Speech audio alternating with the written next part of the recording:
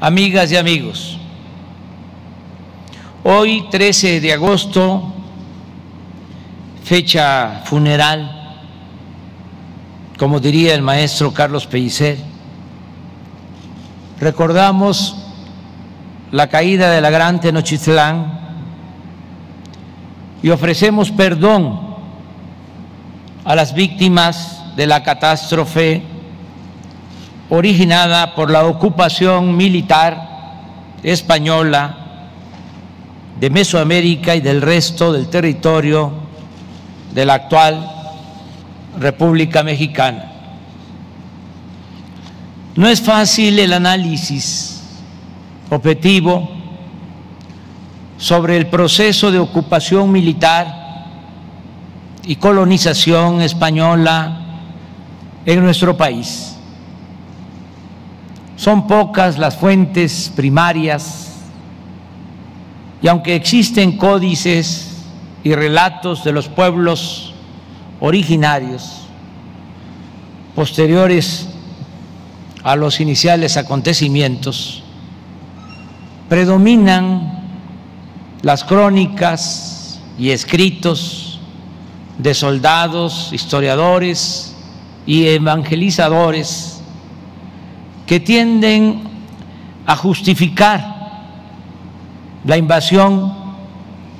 en nombre de la libertad, la fe, la superioridad racial o de la civilización, como ha sucedido siempre en hechos históricos de esta naturaleza en cualquier lugar del mundo. Es por eso que considero hasta ofensivo y ocioso en estos tiempos volver a la vieja polémica de que los originarios de Mesoamérica y en particular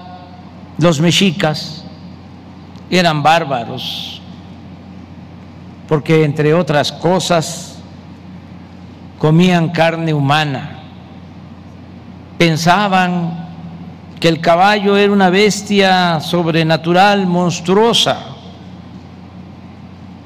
que los españoles fueron salvados en batallas por un hombre de a caballo que figuraba ser el apóstol Santiago, o que Cortés y sus soldados eran enviados de la divinidad, según la supuesta profecía indígena del regreso de Quetzalcóatl, o que la adoración de ídolos era una práctica demoníaca. Baste decir, para responder, como sostenía Fernando Benítez, que entre las llamas que achicharraban a los herejes y los sacrificios humanos de los aztecas hay pocas diferencias. Pero sí hay asuntos que deben aclararse en la medida de lo posible. Por ejemplo, hace unos días, un escritor promonárquico de nuestro continente, que no son pocos, por cierto, afirmaba que España no conquistó América, sino que España liberó a América. Pues Hernán Cortés, cito textualmente, aglutinó a 110 naciones mexicanas que vivían oprimidas por la tiranía antropófaga de los aztecas y que lucharon con él. Agrega que pedir perdón por liberar a los mexicanos de los aztecas es como pedir perdón por haber derrotado a los nazis. Es sabido que varios pueblos originarios, como los totonacas, los tlaxcaltecas, los otomíes, los de Texcoco y otros, no 110 naciones, ayudaron a Cortés a tomar Tenochtitlán. Pero este hecho no debe servir para justificar las matanzas llevadas a cabo por los conquistadores, ni le resta importancia a la grandeza cultural de los vencidos. La idea dominante por mucho tiempo, hasta nuestros días, de que Moctezuma era un tirano, puede ser cierta, pero los hechos narrados en las crónicas reflejan que sus opositores se sumaron a Cortés y a sus huestes por sentirse libres y no por vivir como esclavos. Es demostrable también que los pueblos sometidos al dominio mexica tenían que pagar tributo o impuestos al poder central, pero la versión de que se los comían es más bien una típica inventiva de cualquier colonizador, una vulgaridad, por lo general nunca comprobada. No debe descartarse, sin embargo,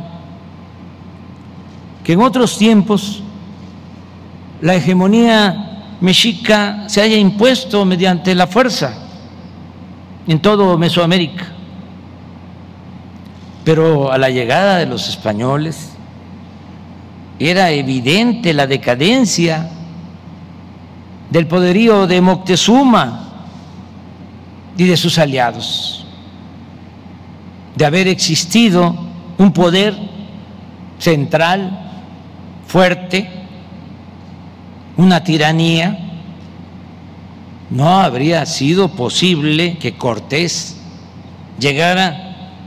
con apenas 400 soldados españoles la primera vez a Tenochtitlán, luego de enfrentar pocas batallas, 2 o 3, desde la península de Yucatán hasta el Valle de México. La esclavitud como tal es la que explica y narra el mismo Cortés, quien en sus cartas de relación al rey Carlos V de España, después de su primer derrota en Tacuba, en la serie de batalla de la Noche Triste o de la Huida, sostiene que en venganza por la muerte de españoles y ante la rebeldía de los indígenas, que además, cito textualmente, comen todos carne humana, empezó a convertirlos en esclavos. En Tepeaca, Tecamachalco, Izúcar, Huequechula y otros lugares del Valle de Puebla aplicó la estrategia de respetar a los que se sometían y arrasar y esclavizar a los que resistían. Pero tampoco debe verse a Cortés como un demonio. Era simplemente un hombre de poder, un militar con valor, aplomo, un militar desalmado, un político audaz y ambicioso, de fortuna, que hábilmente aprovechó las divisiones y las debilidades de los mexicas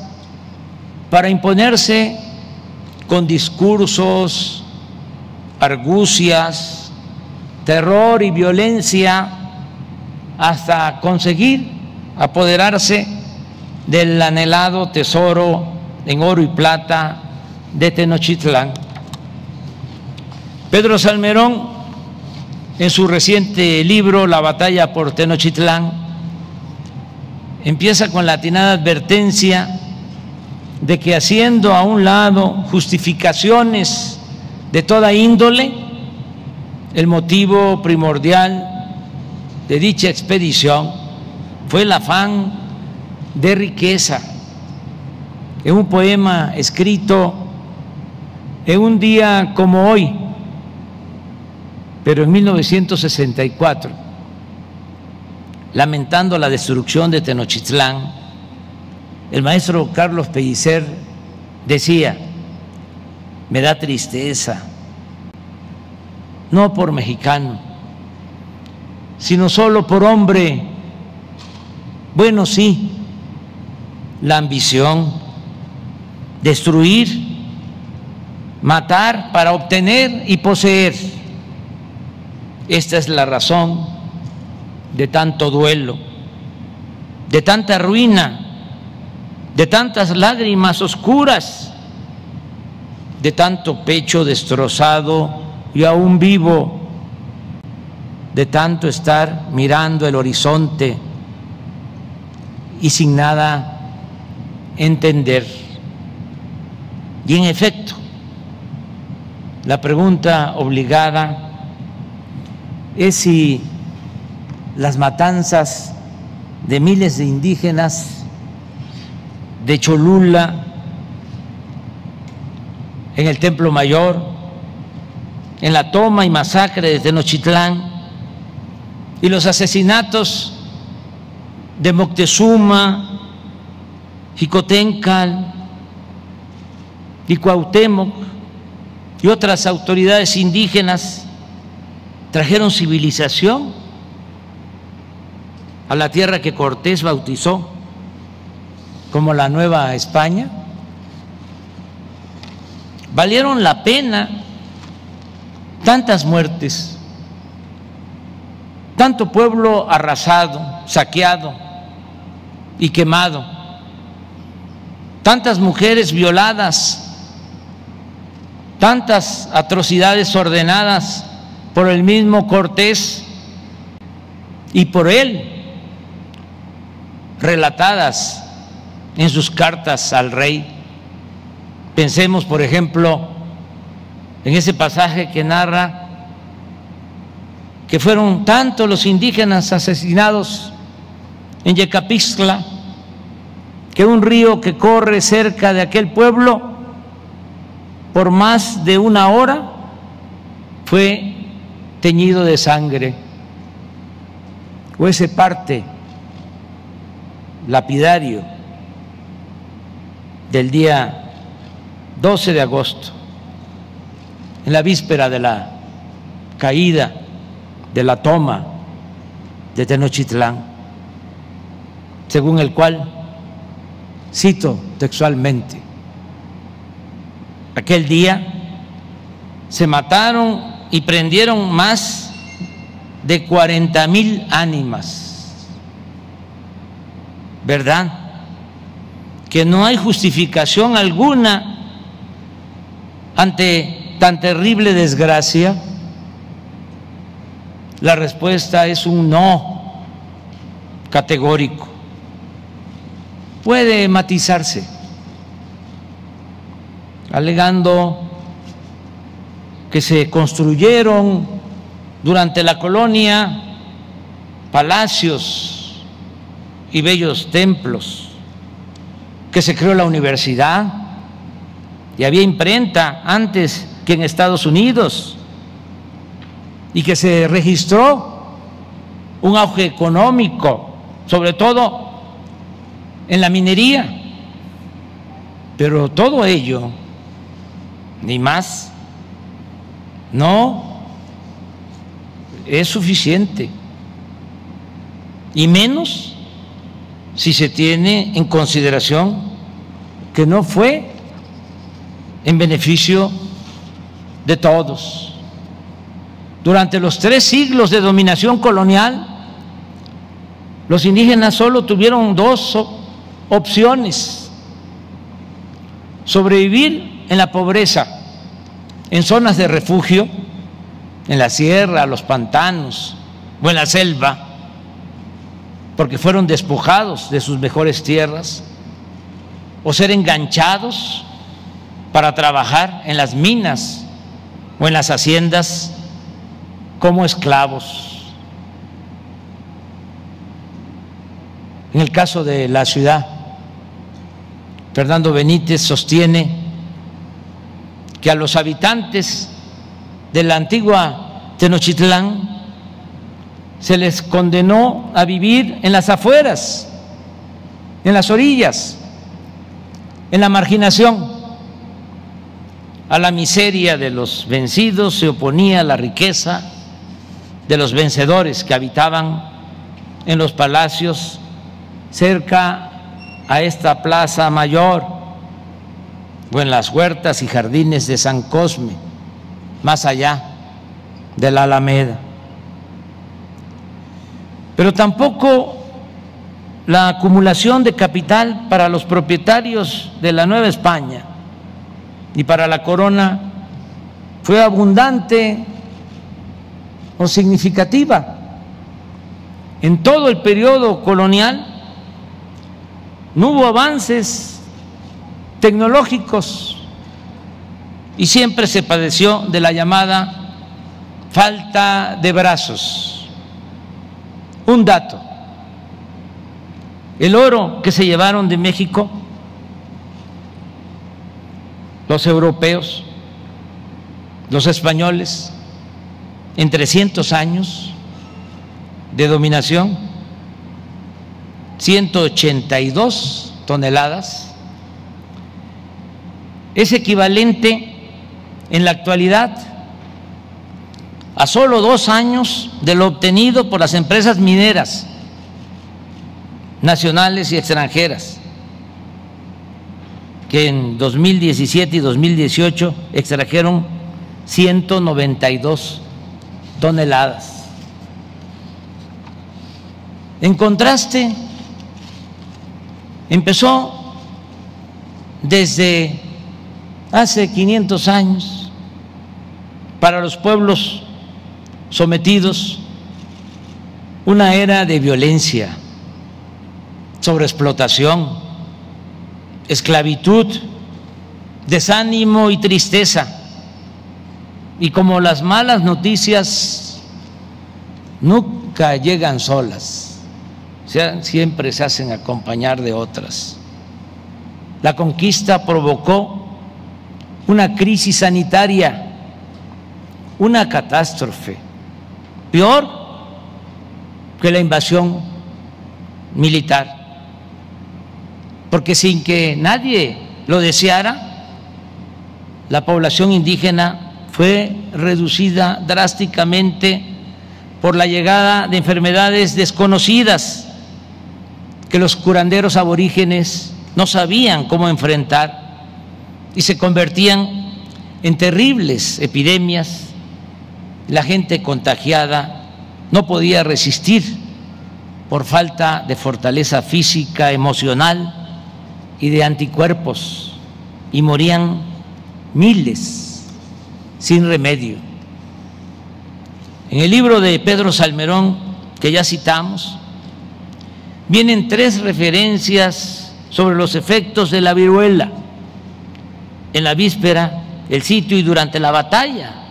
por Tenochtitlán.